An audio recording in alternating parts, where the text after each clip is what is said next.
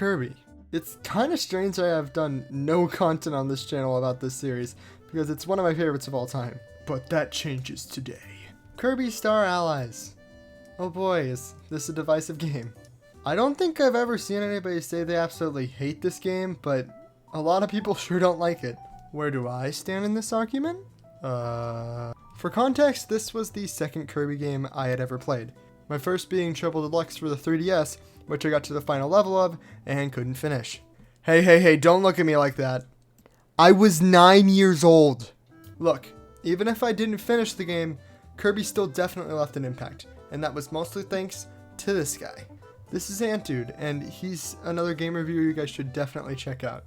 This dude was my gateway into the Kirby series. He did this thing called the Kirby Marathon where he reviewed all the Kirby games, and I watched these over and over. Let's just say I was really hyped when Star Allies got announced. The moment I was able to pre-order it, bam, pre-ordered. And then the game was released. And I played it. And I beat it. In one day.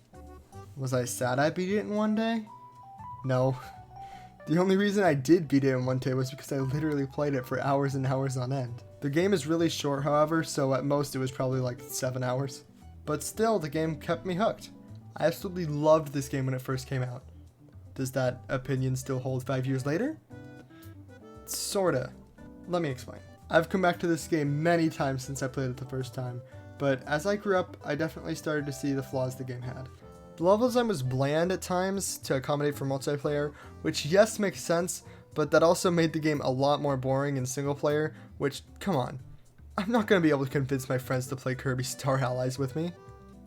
Trust me, I've tried. And when I said the game was short earlier, I meant it. I have never replayed this game and not finished it in a single play session. And for a $60 game, I can see why people were upset. Another thing that made some people happy, but others pretty upset, was the free DLC. The whole thing with this game was that it was literally fan service the game. The Dream Friends were a main part of this. Dream Friends were basically past Kirby allies and bosses you could have join your team. The whole gimmick of this game is that Kirby can throw friend hearts at enemies to have them join his team, and having past Kirby allies and bosses as options as well seemed pretty cool. Problem was, when the game released, the only Dream Friends were King Dedede, Meta Knight, and Bandana Waddle Dee. The DLC fixed this, however, adding more Dream Friends. These including Girl whose dad mechanized Kirby's entire planet, Dude that betrayed Kirby and became a Hellspawn demon thing, and Rat who stole Kirby's strawberry shortcake. I can't believe Kirby could ever forgive that guy. I mean, I'm always happy to have more Kirby characters in a game, but why couldn't we have had them all from the start? This is a big thing Nintendo has been doing recently by releasing unfinished games for $60 and then finishing them with free DLCs. I really don't like this practice because by the time these DLCs come out, I'm basically done playing the game and don't really want to play it anymore. And the same thing happened with Star Allies. I didn't get to try any of the DLC characters until I came back to replay the game about a year later. Now, with all that said, you may think I dislike this game, but so I may or may not have 55 hours of playtime in this 7-hour game. Yeah, I actually really like this game. As I said, I can see its flaws, but when I'm playing, I really couldn't care less about them. The game is just fun. But it being fun isn't the only thing that keeps me coming back. This game is one of those, like, feel-good games. You know, like, the ones where you're in a bad mood or you just got home from a long day at school or work and you just need something to chill out to.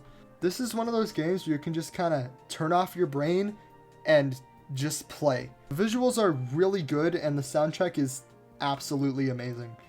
It's got those upbeat songs that you can work out to, and it's got those nice chill songs that just make you feel happy. Would I say this game is underrated? Probably not. All these flaws people see are not made up, and they are definitely there, but I don't know. This game just, it's different to me. Is it nostalgia? Yeah, probably. But I have a feeling I will keep coming back to this game in the future. Thanks for watching, and I hope you have a great day.